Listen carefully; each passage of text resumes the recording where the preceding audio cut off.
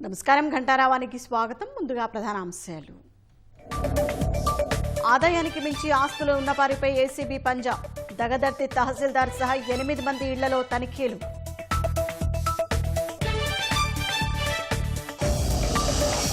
కల్తీ నెయ్యి కేసులో అంతిమ లబ్ధిదారు ఎవరో తేల్చని సెట్. చిన్నప్పన్న వెనుక ఉన్నవారిని వదిలేశారని ఆరోపణలు.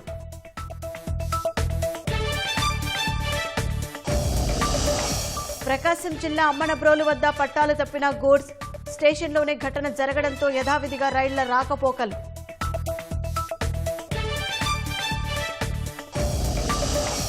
రాష్ట్రంలో పలుచోట్ల దట్టంగా అలుముకున్న పొగమంచు. దారి సరిగ్గా కనపడక వాహనదారుల అవస్థలు.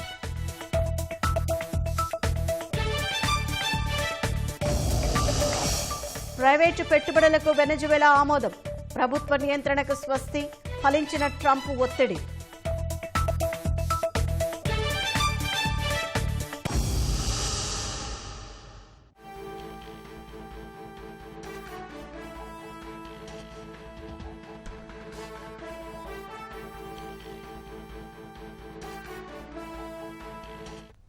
తాజాంశాన్ని చూస్తున్నాం. ఆదాయానికి మించి ఆస్తులు ఉన్నాయని ఫిర్యాదులు వచ్చిన వారిపై ఏసీబీ పంజా విసురుతోంది. నిన్న ఒకేసారి 2 సోదాలు చేసిన అధికారులు నేడు మరో 8 చోట్ల ఏకకాలంలో దాడులు చేస్తున్నారు. ఇక మరింత సమాచారం మా ప్రతినిధి శ్రీనివాస్ మోహన్ అడిగి తెలుసుకుందాం. శ్రీనివాస్ మోహన్, ఇవాళ ఏసీబీ అధికారులు ఎక్కడెక్కడ తనిఖీలు చేస్తున్నారు, ఆ వివరాలేంటి? షాహీన్ రాష్ట్ర అవినీతి నిరోధక శాఖ దూకుడు పెంచింది. ఆదాయానికి మించి వచ్చినటువంటి ఫిర్యాదులపై ప్రత్యేకంగా దృష్టి సారించింది.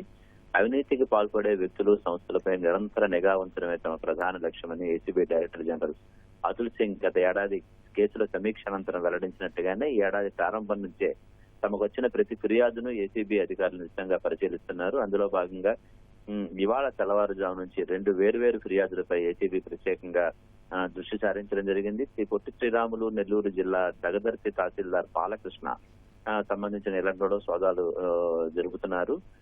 నెల్లూరు జిల్లాలోని బాలకృష్ణ నివాసంతో పాటు అతని బంధువులు, ఇతరులకు సంబంధించిన 8 ప్రాంతాల్లో ఈ తనిఖీలు జరుగుతున్నాయి.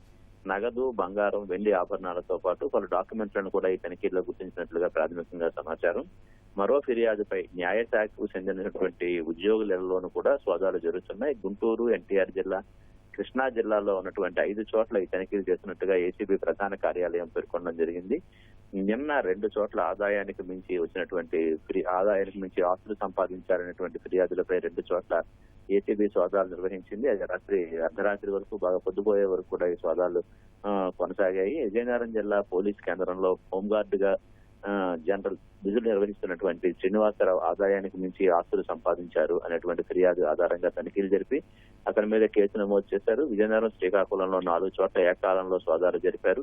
సుమారు 20 కోట్ల రూపాయలకు మించి ఆదాయానికి మించి ఆస్తులు సంపాదించినట్టుగా కూడా గుర్తించడం జరిగింది. అతనికి సంబంధించి 2 ఫ్లాట్లు, 1 డాబా ఇల్లు, 4 చోట్ల ఇళ్ల స్థలాలు, మాగాణి భూమి, సుమారు 166 గ్రాముల బంగారం, ఇంకా వెండి ఆభరణాలు, నగదు, బ్యాంక్ బ్యాలెన్స్, వాహనాలు, వీటికి సంబంధించినటువంటి దసరాలను కూడా స్వాధీనం చేసుకోవడం జరిగింది. ఏవైతే ఆస్తులు సంబంధించిన అక్రమాస్తులు ఉన్నాయో వాటన్నింటినీ కూడా సీజ్ చేశారు.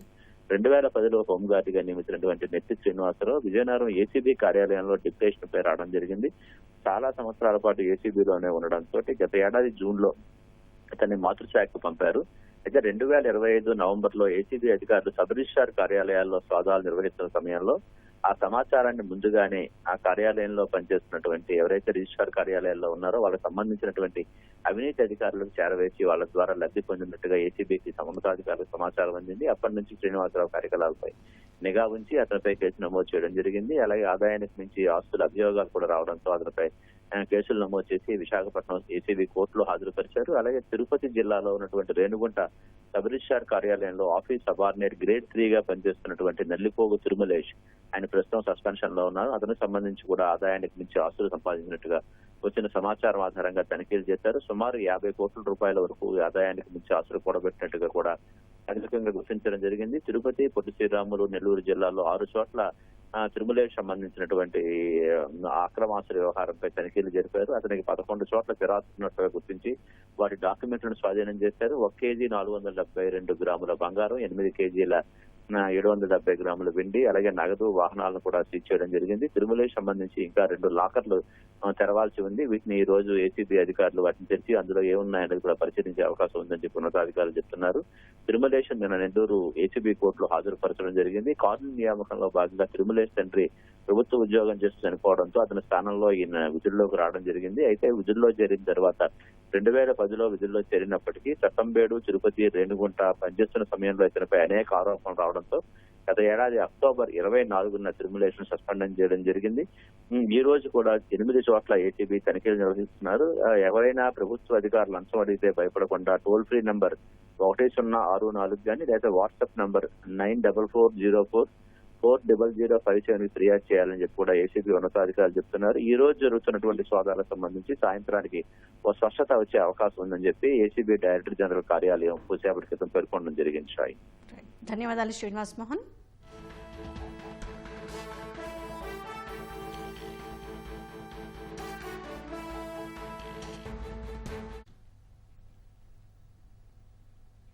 ప్రకాశం జిల్లా నాగులుపలపాడు మండలం అమ్మనబ్రోలు వద్ద గూడ్స్ రైలు పట్టాలు తప్పింది.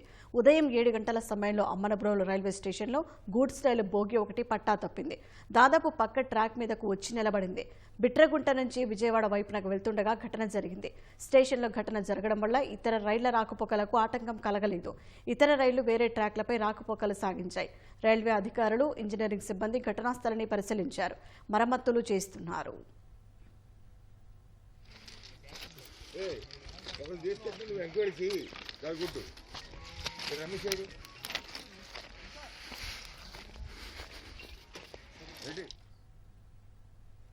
రాష్ట్రంలో పలు ప్రాంతాలలో పొగమంచు దట్టంగా అలుముకుంటుంది. రోడ్లపై పొగమంచు కమ్మేయడంతో వాహనదారులు తీవ్ర ఇబ్బందులు ఎదుర్కొంటున్నారు. పొగమంచు ప్రభావంతో ప్రజలు ఇళ్ల నుంచి బయటకు రావడానికి భయపడుతున్నారు. కోనసీమ జిల్లాను దట్టమైన పొగమంచు కమ్మేసింది. రోడ్డుపై పొగమంచు అలుముకోవడంతో దారి కనపడక వాహనదారులు ఇబ్బందులు పడుతున్నారు. లైట్లు వేసుకుని వెళ్లాల్సిన పరిస్థితి ఏర్పడింది.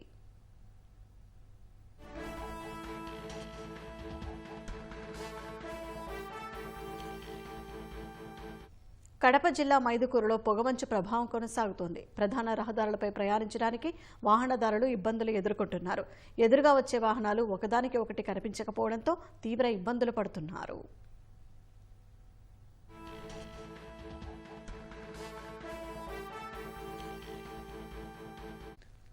శ్రీకాకుళం జిల్లాలో దట్టంగా పొగమంచు అలుముకుంది. జాతీయ రహదారి కనిపించనంతగా మంచు కురవడంతో వాహనదారులు లైట్ల వెలుతురులోనే రాకపోకలు సాగిస్తున్నారు. మంచు ప్రభావంతో ప్రజలు ఇళ్లలో నుంచి బయటకు రాలేని పరిస్థితి నెలకొంటుంది. వైసీపీ హయాంలో తిరుమలకు కల్తీ నెయ్యి సరఫరా కుంభకోణంలో సిట్ ఛార్జిషీట్ కొండను తవ్వి ఎలుకను పట్టిందనే విమర్శలకు తావిచ్చింది. ఈ మహాపచారంలో అప్పటి టీటీడీ చైర్మన్ వైవి సుబ్బారెడ్డి వ్యక్తిగత సహాయకుడు చిన్నప్పన్న కీలక పాత్ర పోషించారన్న సిట్ అతని వెనుక ఉన్న పెద్దప్ప ఎవరో, ప్రైవేటు డైరీల నుంచి తీసుకున్న ముడుపులు అంతిమంగా ఎవరి జేబుల్లోకి చేరాయో తేల్చలేదు. వైసీపీ హయాంలో తిరుమల లడ్డూ తయారీకి కల్తీ నెయ్యి సరఫరా వెనకున్న పెద్ద తలల్ని సీబీఐ నేతృత్వంలోని సిట్ వదిలేసిందా అనే సందేహాలు తలెత్తుతున్నాయి. ఏకంగా 68 లక్షల కిలోల కల్తీ నెయ్యిని సరఫరా చేయించి అసలు అర్హతే లేని కంపెనీల నుంచి ముడుపులు తీసుకున్నారని ఛార్జిషీట్లో వివరించిన సిట్ ఆ డబ్బు అంతిమ లబ్ధిదారు ఎవరని మాత్రం చెప్పకపోవడం అనుమానాలకు తావిస్తోంది. టీటీడీ నెయ్యి కొనుగోళ్ల టెండర్ నిబంధనల్ని పటిష్టం చేస్తూ 2019 ఆగస్టులో ఈవో ఇచ్చిన ఉత్తర్వుల్ని 4 నెలలు తిరగకుండానే ప్రైవేటు డైరీలకు మేలు చేసేలా 2019 డిసెంబర్లో అప్పటి చైర్మన్ వైవి సుబ్బారెడ్డి ఆధ్వర్యంలోని పాలక మండలి ఎందుకు నిర్ణయం తీసుకుందన్నది తేరలేదు. టెండర్ నిబంధనల్లో డైరీ సంస్థల వార్షిక టర్నోవర్, పాల సేకరణ, నెయ్యి ఉత్పత్తి సామర్థ్యం వంటి షరతుల్ని తగ్గించడం వల్ల సహకార డైరీలకు దారులు మూసేసి ప్రైవేటు డైరీలకు రాజబాట పరిచారని చెప్పిన సిట్ దానికి సూత్రధారి ఎవరనేది చెప్పలేదు.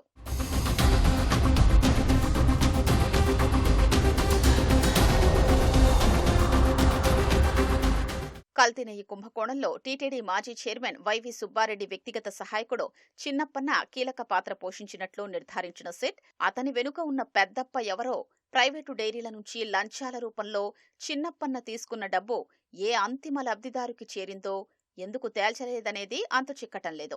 చిన్నప్పన్న వంటి ఒక సాధారణ కాంట్రాక్టు ఉద్యోగి చైర్మన్ పిఏ హోదాలో తన ఇష్టానుసారం తితిదే అధికారుల్ని ప్రభావితం చేయగలడా? తనకు లంచమిచ్చేందుకు నిరాకరించిన ప్రైవేటు డైరీల్లో తనిఖీలు చేయించి టెండర్లలో పాల్గొనకుండా చేయగలడా?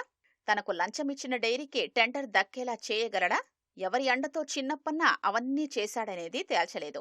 ఒకవేళ ఎవరి అండా లేదు అనుకుంటే చిన్నప్పన్న అరాచకాల్ని అప్పటి చైర్మన్, బోర్డు సభ్యులు, ఈవో, అదనపు ఈవో, కొనుగోలు కమిటీ సభ్యులు, అధికారులు ఎందుకు పట్టించుకోలేదన్నది సందేహంగానే మారింది. పెద్దల అండా, ప్రమేయం లేకుండానే చైర్మన్ పిఏ ఒక డైరీ యజమానిని ఢిల్లీ పిలిపించుకుని పంచాయతీ పెట్టి 50 లక్షలు కమిషన్ డిమాండ్ చేయగలడా అనేది శేష ప్రశ్నగా మిగిలింది. చిన్నప్పన్న తమను కిలో నెయ్యికి 25 రూపాయల చొప్పున లంచమడిగాడని సుబ్బారెడ్డికి భోలేబాబా డైరీ డైరెక్టర్ పొమిల్ జైన్ ఫిర్యాదు చేసినట్లు చిన్నప్పన్న రిమాండ్ రిపోర్టులో పేర్కొన్న సిట్ ఆ విషయాన్ని ఛార్జిషీట్లో ప్రస్తావించకపోవడం మరిన్ని సందేహాలకు తావిస్తోంది. ఆ ఫిర్యాదుపై అప్పటి చైర్మన్ సుబ్బారెడ్డి ఎలాంటి చర్యలు తీసుకున్నారనేది సిట్ చెప్పనే లేదు. ప్రీమియర్ అగ్రిఫుడ్స్ కు 35% నెయ్యి సరఫరా ఆర్డర్లు దక్కేలా చేసి ఆ సంస్థ ఎండీ జగన్మోహన్ గుప్తా నుంచి చిన్నప్పన్న 50 లక్షలు లంచం తీసుకున్నాడని సిట్ గుర్తించింది. కానీ ఆ ముడుపులు చివరికి ఎవరి జేబుల్లోకి వెళ్లాయో ఛార్జిషీట్లో ప్రస్తావించలేదు. చిన్నప్పన్నకు 2019 నుంచి 24 మధ్య వేతనం ద్వారా 65 లక్షల ఆదాయం వచ్చింది.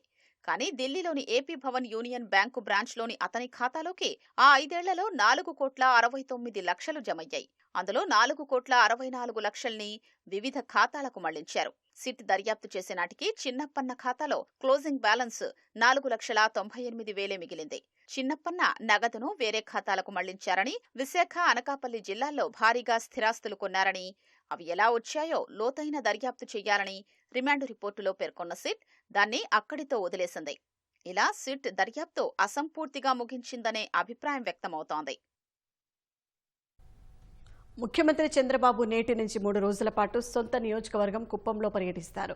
గుంటూరు పర్యటన ముగిశాక కుప్పం బయలుదేరతారు. దాదాపు 690 కోట్ల రూపాయల విలువైన అభివృద్ధి, సంక్షేమ కార్యక్రమాల్లో పాల్గొంటారు. తొలి రోజు 3 కోట్లతో నిర్మించిన అగస్త్య విద్యాచల్ అకాడమీ, 10 కోట్లతో నిర్మించనున్న లెర్నర్స్ అకామిడేషన్ ఫెసిలిటీ సెంటర్, 2 కోట్లతో చేపట్టే ఒబెరాయ్ విజిటర్స్ సెంటర్కు శంకుస్థాపన చేస్తారు. స్వర్ణ నవదిశ సెంటర్లో ఏటా 350 మందికి ఉపాధి శిక్షణ ఇచ్చేలా నిర్మించిన library, coworking space, Aditya Birla multi skill సెంటర్ను ప్రారంభించనున్నారు. శనివారం బెగ్గులపల్లె పంచాయతీలో సామాజిక భద్రతా పెన్షన్లు పంపిణీ చేస్తారు. ఆదివారం Kuppam area development authority advisory కమిటీతో సమీక్షిస్తారు. తిరుమలలో భక్తుల దాహార్తి తీర్చే ప్రధాన జలాశయాలు నీటి నిల్వ సామర్థ్యం పెంచేందుకు టీటీడీ అధికారులు చర్యలు చేపట్టారు. ప్రభుత్వ ఆదేశాల మేరకు తిరుమలలోని జలాశయాలను జలవనరుల శాఖకు అప్పగించారు. 4 రోజుల పాటు గోగర్భం జలాశయంలో బాతిమెట్రిక్ సర్వే నిర్వహించనున్నారు. అధునాతన యంత్రాలను సెన్సార్లతో శాటిలైట్కు అనుసంధానం చేసి బాతిమెట్రిక్ సర్వే ద్వారా జలాశయంలో పేరుకుపోయిన పూడికలు తీయడం, మరమ్మతులు చేయాల్సిన స్థలాలను గుర్తిస్తారు. ఇలా తిరుమలలోని అన్ని జలాశయాలు సర్వే నిర్వహించి టీటీడీ అధికారులకు నివేదిక ఇవ్వనున్నారు. ఉన్న డ్యామ్స్ అన్నిటికీ రీహాబిలిటేషన్లో భాగంగా ఇది వాటర్ రిసోర్సెస్ డిపార్ట్మెంట్కి ఇవ్వడం జరిగింది. ఈ కంప్లీట్గా రీహాబిలిటేషన్ అంటే రిపేర్స్ అన్ని డ్యామ్స్కి అన్నిటికీ చేయాల్సిన రిపేర్స్ అన్ని చేస్తున్నాము. దీనిలో భాగంగా బాతిమెట్రిక్ సర్వే అనేది ఒక టెక్నికల్ సర్వే. ఇది దీనిలో ఏంటంటే సిల్ట్ ఫార్మేషన్ ఎంతైతే డ్యామ్లో అయిందో దానివల్ల కెపాసిటీ ఆఫ్ ది రిజర్వాయర్ ఎందుకు తగ్గుతుందో అది చూసుకొని, ఎంత ఫార్మ్ అయిందో దీని ద్వారా, ఈ సర్వే ద్వారా తెలుసుకొని దీని నుంచి తర్వాత తదుపరి చర్యలు ఏం చేయాలో అవి చేస్తామండి. ఈ సిల్ట్ ఫార్మేషన్ ఎంత అయిందో తెలుసుకుని తర్వాత డ్రెడ్జింగ్ వర్క్ ద్వారా ఈ సిల్ట్ తీసేసి కెపాసిటీ ఆఫ్ ది రిజర్వాయర్ని రిస్టోర్ చేస్తాం. ఇది గోగర్భంలో 4 days జరుగుతుంది. దీని తర్వాత పాపనాశనం డ్యాము, కుమారధార, పసుపుధార, ఆకాశగంగా అన్నీ చేస్తాం. వివాహిత సెల్ ఫోన్కు అశ్లీల ఫోటోలను, వీడియోలను పంపిన జిమ్ నిర్వాహకుడిని ఆమె కుటుంబ సభ్యులు చెతకబాది పోలీసులకు అప్పగించారు.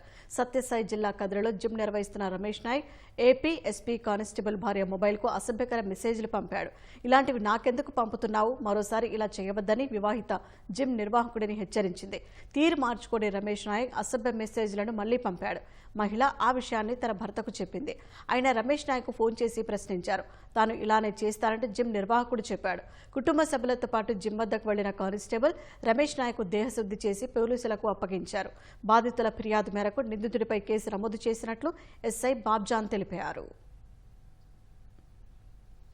పల్నాడు జిల్లా క్రోసూరు మండలం అనంతవరంలో ఇరు కుటుంబాల మధ్య జరిగిన ఘర్షణలో 6 గాయపడ్డారు. మరో 3కి స్వల్ప గాయాలయ్యాయి. ప్రభాకర్ రావు, బత్తుల శ్రీనివాసరావు కుటుంబాల మధ్య గత 2 నెలలుగా గొడవలు జరుగుతున్నాయి. బత్తుల గోపాలకృష్ణ ప్రభాకర్ రావు కుటుంబానికి చెందిన అమ్మాయిని 2 నెలల క్రితం ప్రేమ వివాహం చేసుకున్నాడు. దీంతో 2 కుటుంబాల సభ్యులు రాళ్లు కర్రలతో దాడి చేసుకున్నారు. గాయపడిన వారిని ఆసుపత్రికి తరలించారు. చమురు రంగంలో ప్రైవేటు పెట్టుబడులకు ద్వారం తెరిచే బిల్లుకు వెనజువెలా పార్లమెంటు ఆమోదం తెలిపింది. అనంతరం ఆ బిల్లుపై తాత్కాలిక అధ్యక్షురాలు డెల్సీ రోడ్రిగ్స్ సంతకం చేయడంతో అది చట్టంగా మారింది. నికోలస్ మదురోను అమెరికా సైన్యం నిర్బంధించి అగ్రరాజ్యానికి తరలించిన నెలలోపే ఈ పరిణామం చోటు చేసుకోవడం ప్రాధాన్యం సంతరించుకుంది. ఇన్నాళ్లు వెనజువెలా ప్రభుత్వ నియంత్రణలో ఉన్న చమురు రంగంలోకి ఇక నుంచి ప్రైవేటు పెట్టుబడులు రానున్నాయి. వెనజువెలా చమురును తామే నియంత్రిస్తామని గతంలో అమెరికా అధ్యక్షుడు డొనాల్డ్ ట్రంప్ ప్రకటించారు. అందుకనుగుణంగా రోడ్రిగ్స్ ప్రభుత్వం చమురు రంగంలో ప్రైవేటు పెట్టుబడులను అనుమతించే బిల్లును పార్లమెంటులో ప్రవేశపెట్టింది. ఆ బిల్లుపై కొన్ని రోజులు చర్చలు జరగగా తాజాగా చట్టసభ్యులు దానికి ఆమోదం తెలిపారు. ఇక నుంచి వెనజువెలా చమురు రంగాన్ని అమెరికా ఇంధన కంపెనీలు నియంత్రించనున్నాయి. అట్టి వెనజువెలా చమురుపై విధించిన ఆంక్షలను ఎత్తివేసే ప్రక్రియను అమెరికా మొదలుపెట్టింది. అమెరికా అధ్యక్షుడు డొనాల్డ్ ట్రంప్ సుంకాల పేరుతో మరోసారి కెనడాపై బెదిరింపులకు దిగారు. అమెరికాలో విక్రయించే కెనడా విమానాలపై 50% టారిఫ్లు విధించనున్నట్లు గురువారం హెచ్చరించారు. తాజా వాణిజ్య ఉద్రిక్తతల నేపథ్యంలో కెనడా ప్రధాని మార్క్ కార్నీతో ఆయనకున్న వైరం మరింత పెరిగింది. చైనాతో వాణిజ్యం ఒప్పందం చేసుకుంటే అమెరికాకు దిగుమతయ్యే కెనడా వస్తువులపై 100% సుంకాలు విధిస్తారని వారాంతంలో హెచ్చరించిన ట్రంప్ ట్రూత్ సోషల్లో తాజాగా ఈ పోస్ట్ పెట్టారు. కెనడాతో ఇప్పటికే ఒప్పందం చేసుకున్నందున సుంకాలకు సంబంధించి ఇతర వివరాలేవీ వెల్లడించలేదు. జార్జియాలోని సవన్నా కేంద్రంగా పనిచేస్తున్న గల్ఫ్ స్ట్రీమ్ ఏరోస్పేస్ జట్లను ధృవీకరించడానికి కెనడా నిరాకరించినందుకే ప్రతీకారం సుంకాలు విధించనున్నట్లు చెప్పారు. కెనడాకు చెందిన బాంబార్డియర్తో సహా అన్ని కెనడియన్ విమానాల ధృవీకరణను రద్దు చేయనున్నట్లు ట్రంప్ తెలిపారు. మరోవైపు క్యూబాకు చమురు విక్రయించే దేశాలపై సుంకాలు విధించనున్నట్లు హెచ్చరించారు. ఈ మేరకు ఎగ్జిక్యూటివ్ ఆర్డర్పై ట్రంప్ సంతకం చేశారు. 4 ఏళ్లుగా జరుగుతున్న రష్యా ఉక్రెయిన్ యుద్ధం ముగింపు దిశగా మరో అడుగు పడింది. శాంతి చర్చలకు మాస్కో రావాలని ఉక్రెయిన్ను రష్యా ఆహ్వానించింది. ఈ మేరకు ఆహ్వానం పంపినట్లు మాస్కో గురువారం ఓ ప్రకటన చేసింది. యుద్ధం ఆపటానికి ఇరు దేశాల మధ్య ఒప్పందం కుదిర్చేందుకు అమెరికా తీవ్ర ప్రయత్నాలు చేస్తున్న వేళ ఈ పరిణామం చోటు చేసుకుంది. ఇంధన మౌలిక సదుపాయాలపై దాడులు ఆపేందుకు రష్యా, ఉక్రెయిన్లు ఓ అంగీకారానికి వచ్చినట్లు జరుగుతున్న ప్రచారాన్ని తోసిపుచ్చిన తర్వాత క్రెమ్లిన్ ఈ ప్రకటన చేసింది. అయితే తమ ఆహ్వానంపై ఉక్రెయిన్ నుంచి ఇప్పటి వరకు ఎలాంటి స్పందన రాలేదని క్రెమ్లిన్ అధికార ప్రతినిధి డిమిత్రీ పెస్కోవ్ తెలిపారు. గతేడాది రష్యా ఇలాగే పంపిన ఆహ్వానాన్ని ఉక్రెయిన్ తిరస్కరించింది. ప్రతిరోజు తమపై క్షిపణులతో దాడులు చేస్తున్న రష్యాతో చర్చలు జరపబోమని ఉక్రెయిన్ అధ్యక్షుడు జెలెన్స్కీ పేర్కొన్నారు. గుజరాత్ అమ్రేలీ జిల్లాలోని ఓ మారుమూల పల్లెకు తొలిసారి విద్యుత్ వెలుగులు వచ్చాయి. సుదావద్ గ్రామానికి 2 కిలోమీటర్ల దూరంలో ఉన్న ఈ ప్రాంతంలో 15 కుటుంబాలు నివసిస్తున్నాయి. ఇక్కడ ప్రధానంగా దేవి పూజ, మాల్దారి సామాజిక వర్గాలకు చెందిన ప్రజలు ఉంటారు. దశాబ్దాలుగా వీరంతా చీకట్లోనే మగ్గిపోయారు. అయితే జ్యోతిగ్రామ్ యోజన పథకం కింద యుద్ధ ప్రాతిపదికన చర్యలు చేపట్టిన గుజరాత్ ప్రభుత్వం ఈ 15 ఏళ్లకు విద్యుత్ కనెక్షన్లు అందించింది. చాలా ఏళ్ల నిరీక్షణ తర్వాత ఇళ్లు వెలిగిపోతుండటంతో ఆ 15 కుటుంబాల్లో పండుగ వాతావరణం నెలకొంది. ముఖ్యమంత్రి భూపేంద్ర పటేల్ నేతృత్వంలోని ప్రభుత్వం తీసుకున్న ఈ నిర్ణయంపై హర్షం వ్యక్తం చేస్తున్నారు.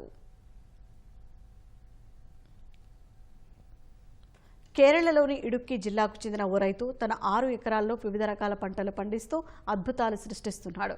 కందమంగళం ప్రాంతానికి చెందిన ఆదర్శరీత కృష్ణన్ కేవలం 6 ఎకరాల్లోనే ఏకంగా 56 రకాల కూరగాయలు, అనేక రకాల పూలను సాగు చేస్తున్నారు. అరటి తోటలో బొబ్బర్లు, కందగడ్డలు, బంతిపూల వంటి మిశ్రమ పంటలను పెంచుతూ అధిక దిగుబడిని సాధిస్తున్నారు. శాశ్వత పంటల ద్వారా దిగుబడి లేక నష్టపోయిన కృష్ణన్ వ్యవసాయ అధికారుల సాయంతో సేంద్రియ పద్ధతిలో మిశ్రమ పంటలు పండిస్తూ లాభాలు ఆర్జిస్తున్నారు. వివిధ ప్రాంతాల నుంచి సందర్శకులు వచ్చి క్రిస్టియన్ వ్యవసాయ విధానం గురించి అడిగి తెలుసుకుంటున్నారు. క్రిస్టియన్ వ్యవసాయ పద్ధతులకు మెచ్చి వివిధ సంస్థలు అవార్డులతో సత్కరించాయి. 45 ఏళ్ల నుంచి వ్యవసాయంలో ఉన్నారని, అధికారుల సాయంతోనే సేంద్రియ సాగు వైపు వచ్చి తక్కువ స్థలంలో ఎక్కువ పంటలు పండిస్తున్నారని క్రిస్టియన్ తెలిపారు.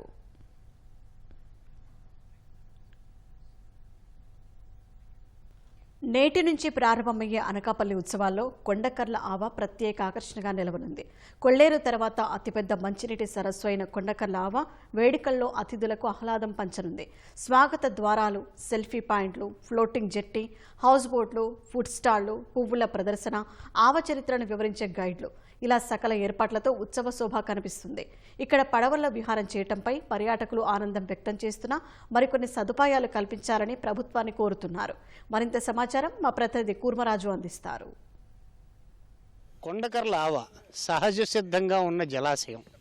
దాదాపు 1800 నుంచి 2000 ఎకరాల్లో విస్తరించిన ఈ జలాశయానికి సాధారణమైన రోజుల్లోనే కాకుండా సెలవు రోజుల్లో కూడాను పెద్ద సంఖ్యలో పర్యాటకులు రావడం పరిపాటి. ఇక్కడ ఉన్న సహజమైన అందాలని, అలాగే ఈ కొండల మధ్య ఉన్న ఈ సహజమైన చెరువులో విహరించడం అనేది ఒక అందమైన అనుభూతిగా వాళ్ళకి మిగులుతోంది. ఇక్కడ ఉన్న సదుపాయాలు, అలాగే వాళ్ళ అనుభూతి ఏ రకంగా పదిలపరుచుకుంటున్నారు, పర్యాటకులు మనతో ఉన్నారు, మనం తెలుసుకుందాం. చాలా మంచి place. It's a beautiful place. ఇవి లోటస్ అండి, చాలా నెంబర్ ఆఫ్ లోటస్ ఉంటాయి. This lake is full of beautiful lotus. Different styles of pics తీసుకొచ్చి వీటితోని. నేను ఢిల్లీ నుంచి వచ్చాను. వీళ్ళందరూ మా mother 10th class friends. So it's a reunion and it's amazing. Don't miss this place. చాలా బాగుంది. Even plucked our own lotuses అక్కడ. So water lilies, very pretty place. చాలా డెవలప్మెంట్ ఉంది. అప్పుడు రోడ్ అది అంత బాగుండేది కాదు, ఇప్పుడు అదంతా వేశారు. అండ్ బోట్స్ కూడా చాలా ఇంప్రూవ్ చేశారు, చాలా బాగుంది. అప్పుడైతే తెప్పల మీద వెళ్ళాం అనుకుంటా, ఇంకా డెవలప్ అవుతుంది, అది చేస్తారు కూడా. మేము ఢిల్లీలో ఉంటాము. నా చైల్డ్హుడ్ ఫ్రెండ్స్ అంతా ఇక్కడ వైజాగ్లో ఉన్నారు. 8 years బ్యాక్ అనుకుంటా అండి. వాళ్ళు ఇక్కడికి వచ్చారు. వాళ్ళ పిక్స్ అవి చూసి నేను చాలా ఇంప్రెస్ అయ్యాను. నాకు చాలా నచ్చింది, చాలా బాగుంది. Water lily especially. నేను వస్తాను, నన్ను తీసుకెళ్ళండి అంటే వాళ్ళు, సో నేను అలా ప్లాన్ చేసుకొని వైజాగ్ వచ్చాను. నా ఫ్రెండ్స్ వీళ్ళంతా నా చైల్డ్హుడ్ ఫ్రెండ్స్. లేక్ అయితే చాలా సీనిక్గా ఉంది, చాలా బాగుంది. మత్స్యకారులు వీళ్ళ హాస్పిటాలిటీ ఎట్లా? హాస్పిటాలిటీ చాలా బాగుంది. వాళ్ళు బాగా రిసీవ్ చేసుకున్నారండి. ఈవెన్ బోట్ మ్యాన్ మేము ఎటు తీసుకెళ్ళమంటే అటు తీసుకెళ్లారు. చాలా బాగా చేశారు, చాలా బాగా డెవలప్ అయింది. ఈవెన్ ఇక్కడ ఫ్లోటింగ్ బ్రిడ్జ్ చేశారు. బోట్స్ ఎక్కేటప్పుడు కూడా ఏమీ భయం లేదు. చాలా సేఫ్ ప్లేస్, చాలా బాగుంది. మీరు ఎక్కడి నుండి వచ్చారు? మేము వైజాగ్ జగదంబ సెంటర్ నుంచి వచ్చామండి. లాస్ట్ టైం 10 years బిఫోర్ వచ్చాం.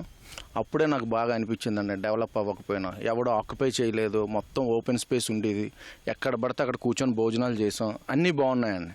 ఇప్పుడు కొద్ది డెవలప్మెంట్ని రిసార్ట్లు కట్టేసి మొత్తం ఏరియా అంతా బ్లాక్ చేసేసి పార్కింగ్లు లేవు, వాష్రూమ్స్ లేవు, ఏమీ లేవు. ఇదేదో డెవలప్మెంట్ అని కనబడుతుంది కానీ రేట్లు అయితే భారీగా తీసుకుంటున్నారు. దీనికి ఒక ఇది అంటూ లేదు. టూరిజం ఏమైనా చొరవ తీసుకొని దీన్ని డెవలప్ చేస్తే చాలా బాగుంటుందండి. మన విశాఖపట్నంకి, అనకాపల్లికి ఇది మంచి ప్లేస్ అండి. టూరిజంగా చాలా బాగుంటుంది. మనకి దీని గురించి సమాచారం సోషల్ మీడియాలో కానీ లేకపోతే టూరిజంగా కానీ ఎటువంటి సమాచారం అందుబాటులో ఉంది? యూట్యూబ్లో అయితే బాగానే ఉంది సార్, కానీ ఇక్కడ రానంది ఫెసిలిటీస్ లేవు. దానివల్ల ఎవరు రానంది జడుస్తున్నారు. ఫుడ్ అని కానీ, వాటర్ అని కానీ ఏమీ లేవు. మెయిన్ రోడ్ వరకు, హైవేల వరకు బాగానే ఉంటాయి. అక్కడి నుంచి ఒక వెహికల్ వేసుకొని రావాలంటే చాలా కష్టం. ఇక్కడికి జనాలందరూ మన వైజాగ్ బీచ్ మీద అది పడుతున్నారు, కానీ చూస్తే ఇక్కడికి వస్తారు. దీన్ని డెవలప్ చేసి అడ్వర్టైజ్ చేయాలండి. ఏపీ టూరిజం వాళ్ళు చదువు తీసుకొని ఏదో ఒకటి చేయాలి. అది అనకాపల్లి అచ్యుతాపురం రోడ్డు దాదాపు 100 అడుగుల రోడ్డుని ఇప్పుడు అభివృద్ధి చేయడం జరుగుతుంది. దానికి ఆనుకొని ఈ కొండకర్ల ఆవకు వచ్చే రహదారి కూడాను అభివృద్ధి చేయాలి. ఎందుకంటే ఇక్కడ ఒక వాహనం వస్తే మరో వాహనం వెళ్ళడానికి అనువుగా లేని పరిస్థితి నెలకొని ఉంది. దానివల్ల పర్యాటకులు తీవ్ర స్థాయిలో ఇబ్బందులు పడుతున్నారు. అలాగే ఇక్కడ వాష్రూమ్స్ కానీ మిగిలిన పర్యాటకంగా అభివృద్ధి చేయాల్సిన అంశాలు చాలా ఉన్నాయనేసేమో వాళ్ళు చెప్పడం జరుగుతుంది. ప్రకృతి అందాలను ఆస్వాదించాలని వచ్చిన వారికి మాత్రం అద్భుతమైన అనుభవం అయితే మాత్రం ఎదురవుతోంది, చక్కగా ఉంటున్నది అనేసేమో వాళ్ళు చెప్పడం జరుగుతుంది. ఖచ్చితంగా ఇది పర్యాటకంగా అభివృద్ధి చెందడానికి పూర్తి స్థాయిలో అవకాశం ఉన్న ప్రాంతంగా, అలాగే పర్యాటకులకి మంచి ఎక్స్పీరియన్స్ ఇచ్చే ప్రాంతంగా కూడా వాళ్ళు ఆస్వాదించడం జరుగుతుంది. కెమెరామెన్ సి శ్రీనివాస్తో కూర్మరాజు, ఈటీవీ న్యూస్, కొండకర్ల ఆవ నుంచి.